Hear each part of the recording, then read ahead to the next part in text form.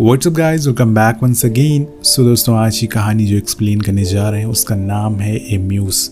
ये एक 70 साल के बूढ़े राइटर की ज़िंदगी के कुछ पन्ने हैं जिसमें एक 17 साल की लड़की के आने से उस राइटर की ज़िंदगी में सब कुछ बदल जाता है। तो कहानी शुरू होती है ली नाम के आदमी से जो बुक से चारों तरफ से घिरा हुआ है। वो अपने रीडिंग रूम में बैठा है। वो अपने बीते लम्हों को बार बार याद करता है। उसे बहुत सी ऐसी चीज़ें थी जो करनी थी अपनी ज़िंदगी में, लेकिन कई वजहों की वजह से वो अपनी ज़िंदगी में वो चीज़ें नहीं कर पाया और उन्हीं में से एक है शादी। और आज उसे एहसास हो रहा है कि वो ज़िंदगी में कितना अकेला है। अब उसे ये लगने लगा है कि अब बस उसके कुछ दिन और बचे हैं। यहीं से सीन कट होता और हम सीजो को देखते हैं। वो ली का असिस्टेंट है, या फिर ये कहें कि उसका स्टूडेंट है। वो उसका सारा काम करता है, मार्केट से सामान लाना, ली के लिए खाना बनाना। पर इन्हीं कामों के बीच वो ली की मदद से अपनी राइटिंग स्किल भी इम्प्रूव करने की कोशिश कर रहा है। अब कुछ दिन बाद ही उसकी द हर्ट नाम की बुक लॉन्च होती है जो कुछ ही दिनों में बेस्ट सेलिंग बुक बन जाती है। अब एक दिन ली जब घर आता है तो वो देखता है कि एक लड़की उसकी चेयर पर सो रही है, मानो जैसे उसने इससे खूबसूरत लड़की आज तक कभी देखी ही नहीं हो। इसी बीच वहाँ सेजो भी आ जाता है जिसकी आवाज़ सुनकर वो लड़की उठ जाती है। सेजो से पूछता है कि तुम कौन हो, यहाँ कैसे आई?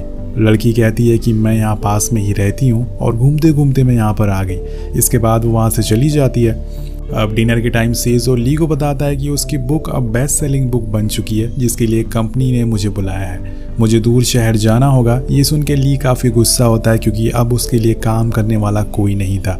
वो अकेला इतना कुछ कर नहीं सकता था, पर सेजो उसकी ये प्रॉब्लम भी सॉल्व कर देता है। वो उस लड़की का जिक्र करता है जो सुबह दिखी थी। वो ली से कहता है कि उसका नाम यूंगो है और उसे पार्ट टाइम जॉब चाहिए, इसलिए मैंने उससे बात कर ली है। अब उस लड़की के बारे में सुनकर ली के अंदर एक अलग तरह की खुशी होती है। वो ऐसा क्यों सोच रहा था ये तो उसे भी पता नहीं था, पर कुछ ही पलों में वो उस लड़की के लिए हाँ कर देता है।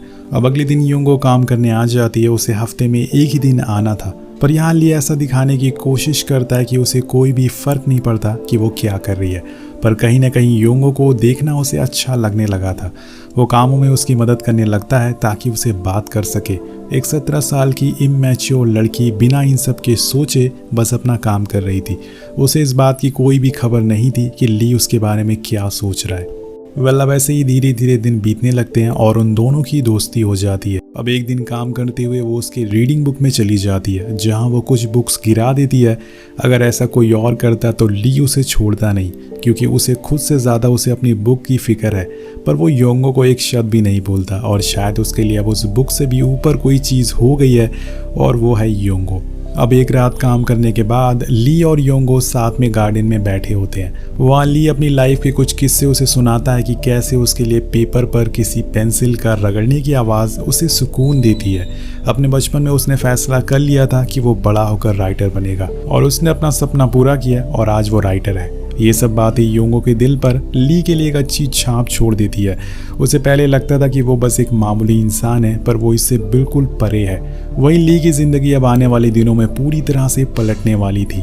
अगले दिन योंगो अपने स्कूल में होती है पर उसका मन ली के घर पर ही लगा हुआ था। स्कूल के बाद वो अपने घर जाती है पर वहाँ उसे उसकी माँ से लड़ाई हो जाती है, इसलिए वो बारिश में भीगते हुए सीधा ली के घर पहुँच जाती है। ली जब उसे इतनी रात को देखता है तो वो घबरा जाता है, पर उसे फौरन टावल और कुछ खाने को देता है। और अगले दिन जब वो सोकर उठता है तो देखता है कि योंगो उसके पास ही सो रही है। ये देखकर वो चौंक जाता है, लेकिन कहीं ना कहीं ली को ये अच्छा लग रहा था।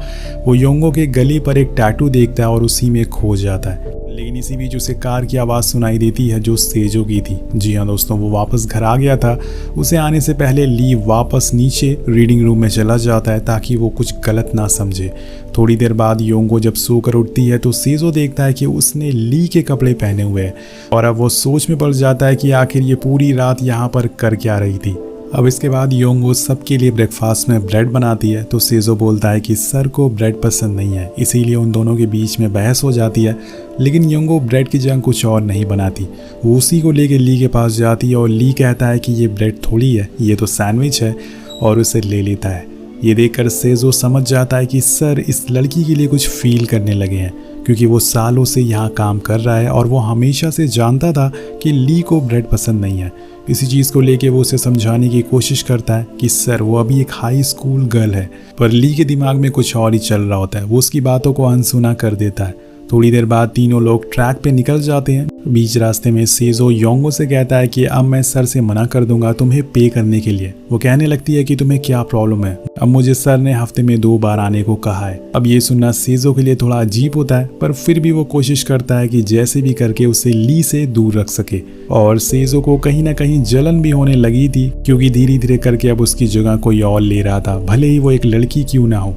वो दोनों आपस में बहस कर रहे होते हैं कि इसी बीच सेजो के धक्के से योंगो का मिरर नीचे गिर जाता है। ये देखकर वो उसे बहुत चिल्लाती है और तेज तेज रोने लगती है। सेजो कहता है कि मैं तुम्हें दूसरा खरीद कर दे दूंगा, पर तुम इतना हंगामा क्यों कर रही हो। तो योंगो बताती है कि ये मेरी माँ के हाथ से दिया हुआ पहला बर्थडे गिफ्ट था, अब मुझे वही चाहिए।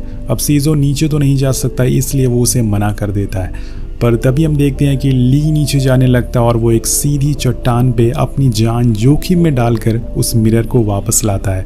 उस मिरर को वापस पाकर योंगो उसे गले से लगा लेती है और उसे थैंक यू कहती है। अब ये तो सेजो के लिए कुछ ज़्यादा ही हो गया था। अब एक दिन जब योंगो घर आती है तो ली के दिए हुए वादे को पूरा करने को कहती है। वो था कि उसी की तरह एक टैटू बनवाना। अब ये सुनकर ली पहले तो मना कर देता है, पर उसके जिद करने पर वो हाँ कर देता है। अब ली योंगो के गोद में सो जाता है और तभी उसकी नज़र शीशे पर पड़ती है, जहाँ उसे खुद की परछाई दिखाई दे रही थी। ये उसके लिए उसकी जवानी के दिन वापस आने जैसा था। वो खुद को सालों पहले वाला ली महसूस कर रहा होता है और अब उसके और योंगो के बीच में उम्र की कोई भी दरार नहीं थी। वो दोनों खुद में ही मगन थे, पर ये सब बस एक ख्वाहिश थी, उसके अलावा कुछ और नहीं। ली चाहकर भी अपने सपने को पूरा नहीं कर सकता है, पर उसके दिल में अब योंगो के लिए एक खास किस्म का प्यार था, एक रिश्ता जो शायद वो किसी को बता नहीं सकता। लेकिन एक खास राइटर इसी के लिए राइटर कहलाता है, क्योंकि वो अपने अंदर दफन किसी बात को किसी से कहता नहीं, बल्कि कलम के जरिए अपने पन्नों में उतार देता है। और ली भी ऐसा ही कर रहा है। वो एक लव स्टोरी लिख रहा है जिसका नाम उसने योंगो रखा हुआ है, मतलब एक खूबसूरत एहसास। वहीं दूसरी तरफ हम सेजो को देखते हैं, जो अपने काम से बहुत ही परेशान हो गया है। वो जो भी बुक लिख रहा है सारी फ्लॉप होती जा रही है। उसे समझ नहीं आ रहा है कि वो क्या लिखे। अब इसके बाद वो योंगो से घर से कुछ मेडिसिन लाने को कहता है। जब वो आती है तो उसे एक बार फिर समझाने की कोशिश करता है कि तुम जो ये कुछ कर रही हो वो एकदम गलत है। जब योंगो उसकी बातें नहीं समझती तो वो उसे बुरा भला कहने लगता है और इसी बात को लेकर दोनों में हाथापाई होने भी लगती है, जिसमें योंगो का बैच उसके सीने में चुभ जाता है और ये देखकर सेजो उसे टिश्यू देता है। तो योंगो कहती है कि एक इंजीनियर के अंदर कोई भी इमोशन नहीं होते। ये सुन के सेजो चौंक जाता है कि आखिर ये बात उसे कैसे पता चली, ये तो उसने ली के अलावा और किसी को बता ही नहीं थी।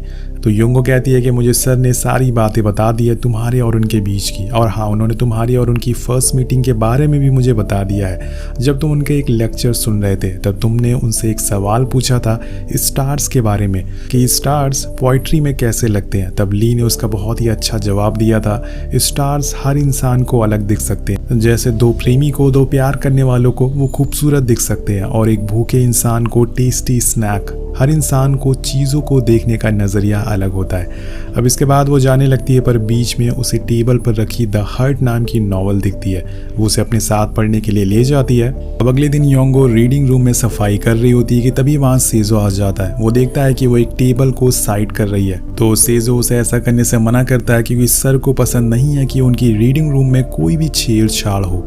जो चीज़ें जहाँ रखी है वहीं रहनी चाहिए। पर योंगो नहीं मानती है और इसी आनाकानी में टेबल गिर जाता है, जिसमें से सारी बुक बाहर आ जाती है। अब योंगो भागकर ली को बुलाने जाती है तो सेजो उन गिरी हुई बुक्स को रखने लग जाता है, और जिसमें उसे कुछ पन्ने मिलते हैं जो ली की लव स्टोरी पर लिखी बुक्स थे। वो उन्हें देखकर शॉक हो जाता है और उसे अब पक्का हो गया था कि ली की फीलिंग्स क्या है। वो उस टेबल को वापस वहीं रख देता है और तब तक वहाँ ली आ जाता है, जिसके साथ योंगो भी होती है। तो ली कहता है कि हर फर्नीचर की घर में एक जगह होती है और उसे वहीं रहना चाहिए, और ये सुनकर योंगो थोड़ा उदास हो जाती है। इसके बाद सेजो ली को बताता है कि आज उसकी एक इम्पॉर्टेंट मीटिंग है जहाँ उसे ज़रूरी जाना होगा। यूँ सुन के योंगो भी जाने के लिए बोलती है, तो पास खड़ा सेजो बोल उठता है कि ये एक हाई लेवल मीटिंग है, तुम वहाँ जाकर क्या करोगे, तुम्हें अपनी हद में रहना होगा। ये बात ली को कुछ खास पसंद नहीं आती। अब वो योंगो को कहता है कि मैं तुम्हें मीटिंग के बाद पिक कर लूँगा, हम एक राइड पर जाएंगे। ये सुनकर योंगो बहुत खुश हो जाती है। कुछ समय बाद दोनों मीटिंग में जाते हैं, पर ली का मन तो कहीं और ही लगा हुआ था। उसे आज योंगो के साथ बाहर जाना था। वो इस बात से बहुत ही खुश होता है। वो इस मीटिंग में ज़रा भी दिलचस्पी नहीं दिखा रहा था, यहाँ तक कि वो उन लोगों से काम की बजाय उल्टी सीधी बातें कर रहा था। और लास्ट में वो उन्हें अपना टैटू भी दिखा देता है जो योंगो ने बनाया था।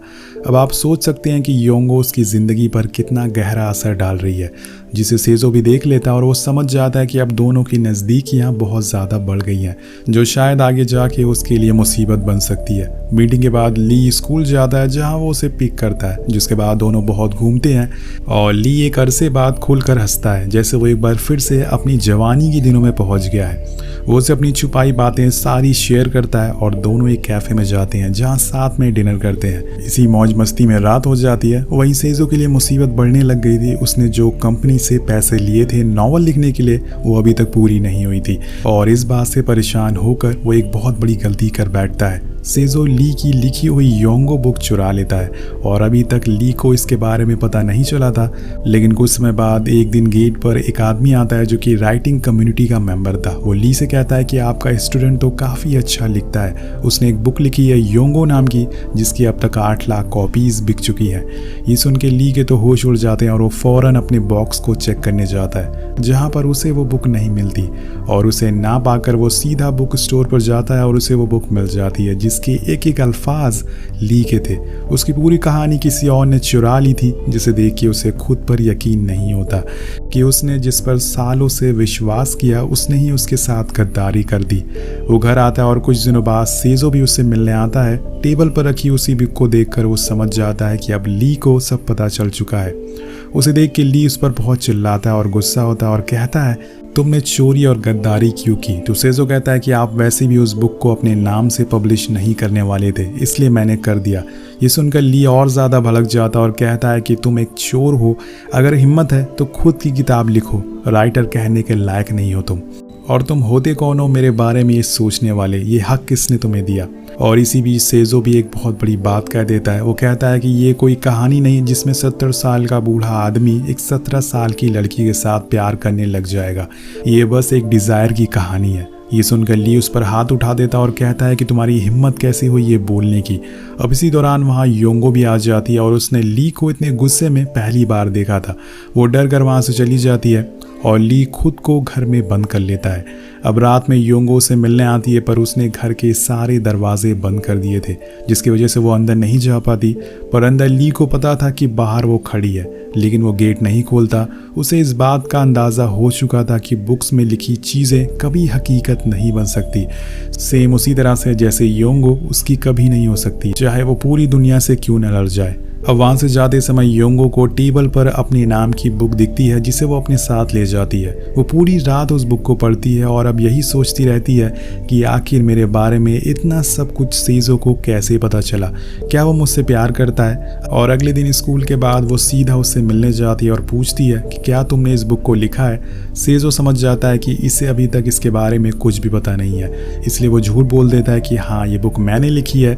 तो योंगो से फिर पूछती है कि तुम्हें मेरे बारे में इतना सब कुछ कैसे पता, तुम्हें मेरे टैटू के बारे में कैसे पता चला। तो वो कहता है कि मुझे सर ने सब कुछ बता दिया है। अब वो दोनों टाइम स्पेंड करते हैं और उसके बाद सेजो उसे इसके घर छोड़ देता है। पर जाते समय सेजो उसे किस करता है और योंगो उसे कुछ नहीं कहती। वो शायद इसी को सच्चाई समझ बैठी थी कि बुक में जो भी लिखा है वो सब उसने लिखा है और वो उसे सच में प्यार करता है, लेकिन हकीकत कुछ और ही होती है। कुछ दिन बाद खबर आती है कि योंगो बुक इस साल की बेस्ट सेलिंग बुक बन चुकी है और अब उसके राइटर को अवार्ड दिया जाएगा, जो कि सेजो है। अब फंक्शन का दिन आ जाता है और यहाँ चीफ गेस्ट कोई और नहीं बल्कि ली ही होता है। दरअसल वो किसी अवार्ड शो में नहीं गया आज तक, लेकिन आज वो यहाँ पर आया है सिर्फ अपनी लिखी बुक के लिए, उसमें जो भी लिखा है उसे लोगों को समझाने के लिए। अवार्ड मिलने के बाद वो स्टेज पर जाकर बोलना शुरू करता है कि इस बुक में जिस लड़की के बारे में लिखा है वो एक खूबसूरत एहसास है जिसे सिर्फ महसूस किया जा सकता है। वो इस तरह से है जैसे एक बंजर ज़मीन पर गिरने वाली पहली बारिश की बूंद। वो लड़की इतनी खूबसूरत है कि उसे देखते हुए मन नहीं भरता। और इस किताब को लिखने वाले ने बहुत ही नरम दिल से इसे लिखा है। अब सामने बैठा सेजो ये सारी बातें सुन रहा होता है और अपना सर झुका लेता है। उसे बहुत ही ज़्यादा शर्मिंदगी महसूस हो रही थी कि ये किताब उसकी नहीं है, उसने चुराया है। अब धीरे धीरे समय और बीतने लगता है और कुछ दिन बाद बर्फ़ पड़ना शुरू हो जाती है। उसी दिन योंगो ली से मिलने आती है और इस बारी वो उसे अंदर आने देता है। अब शाम में वो उसके लिए केक लाती है क्योंकि आज ली का बर्थडे है। हम देखते हैं कि कुछ ही देर में वहाँ सेजो भी आ जाता है ली को विश करने पर कि सर को डायबिटीज है, वो केक नहीं खाते। ये बोल के वो जाने लगता है पर ली उसे रोकता है और साथ में डिनर करने को कहता है। अब डिनर के बाद योंगो जाने लगती है तो ली उसे हक और वो उसके फॉरहेड पर किस करती है, जिसके बाद वो चली जाती है। पर जाने से पहले वो एक बार सेजो से मिलने जाती है। थोड़ी देर बाद जब ली सो जाता है तो उसे रीडिंग रूम से कुछ आवाजें सुनाई देती है। वो बाहर आता है तो देखता है कि योंगो के शूज अभी भी वहीं थे। इसका मतलब कि वो अभी घर नहीं गई है। वो रीडिंग रूम की तरफ बढ़ता है तो देखता है कि दोनों इंटीमेट हो रहे थे। अब ये देखकर वो पूरी तरह से टूट जाता है। उसके लिए अब सब कुछ खत्म हो चुका था और उधर योंगो को अभी लग रहा था कि ये सेजो ने ही ये बुक लिखी हुई है, यानी कि वो उसके दिल में उसके लिए कुछ है। पर उसे ये नहीं पता था कि उस बुक का असली राइटर कोई और ही है जो कि उसकी असली खूबसूरती को जानता है। ली ये सब देख के बहुत गुस्सा होता है और वो सेजो की कार का स्टीयरिंग व्हील लूज कर देता है। अगले दिन जब वो कार की आवाज़ सुन के उठता है तो बहुत पछताता है कि आखिर उसने ये क्या किया। पर वहीं सेजो कार लेके वहाँ से चला जाता पर बीच रास्ते में उसका बैलेंस बिगड़ जाता है स्टीयरिंग लूज होने की वजह से। पर वो जैसे तैसे खुद को बचा लेता है और कार को ठीक कराने मैकेनिक के पास ले जाता है, जहाँ उसे पता चलता है कि किसी ने जानबूझकर ये स्टीयरिंग व्हील लूज किया था। उसे पता था कि ये किसने किया होगा। वो एकदम गुस्से में कार को ओवर स्पीड करके घर जाने लगता है, लेकिन इस बार उसकी किस्मत अच्छी नहीं होती। उसका एक्सीडेंट हो जाता है और इस बार दोस्तों उसकी मौत हो जाती है। वहीं दूसरी तरफ योंगो स्कूल में होती है जहाँ उसके पास ली का एक मैसेज आता है। वो उसे बोलता है कि मैंने सेजो को मार डाला है। ये सुनकर वो रोने लगती है और भागते हुए उसी जगह जाती है जहाँ सेजो का एक्सीडेंट हुआ था। इस हादसे के बाद योंगो के कदम ली के घर पर कभी नहीं पड़े। उसे नफरत हो गई थी। अब धीरे धीरे समय बीतने लगता है और योंगो अब स्कूल से कॉलेज में आ गई थी और वो मैच्योर भी हो गई थी। अब एक दिन वो ऐसे ही लाइब्रेरी में जाती है जहाँ उसे योंगो बुक दोबारा से दिख जाती है और वो उसके एक पन्ने को बहुत ही गौर से पढ़ने लगती है। उसे ऐसा क्या दिख गया उस पन्ने में, वो इतने सालों बाद फिर से ली के घर जाती है। लेकिन अब वो घर पहले जैसा नहीं रहा और ना ही ली पहले जैसा रहा है। घर में चारों तरफ शराब और मेडिसिन पड़ी हुई है। थोड़ी दूर जाने पर वो देखती है कि ली स्टडी रूम में सोया हुआ है। वो उसके करीब जाकर कहती है कि मुझे माफ़ कर दो, मैं नासमझ थी। मुझे पता ही नहीं था कि छोटे छोटे वो पल जो हमने साथ बिताए थे, वो पल चाह कर भी मैं किसी को बता नहीं सकती, क्योंकि उन पलों को मैंने सिर्फ महसूस किया था। एक इंजीनियर को हमेशा लगता है कि सारे शीशे एक जैसे होते हैं। वो कैसे समझ पाता इन सब बातों को। और आज मुझे पता चल गया है कि वो नॉवेल आपने लिखी थी। मुझे कभी नहीं लगा कि मैं इतनी खूबसूरत हूँ, पर आपने मुझे इस दुनिया की सबसे खूबसूरत लड़की का दर्जा दिया। थैंक यू इन सब के लिए। योंगो हमेशा से आपकी रही है और आपकी रहेगी। इसके बाद वो उसे गुड बाय बोलकर हमेशा के लिए चली जाती है। ली पीछे मुड़कर नहीं देखता, पर वो अपनी नम आंखों से उसे आखिरी बार अलविदा कह देता है। इसी खूबसूरत अधूरे अंत के साथ ये कहानी खत्म हो जाती है। तो आपको ये कहानी कैसी लगी नीचे कमेंट करके ज़रूर बताइएगा। और हाँ दोस्तों, इस वीडियो में एम करते हैं 500 कमेंट का, तो कमेंट ज़रूर करिएगा। मिलते हैं आपसे अगली वीडियो में। Thank you so much watching. Peace out.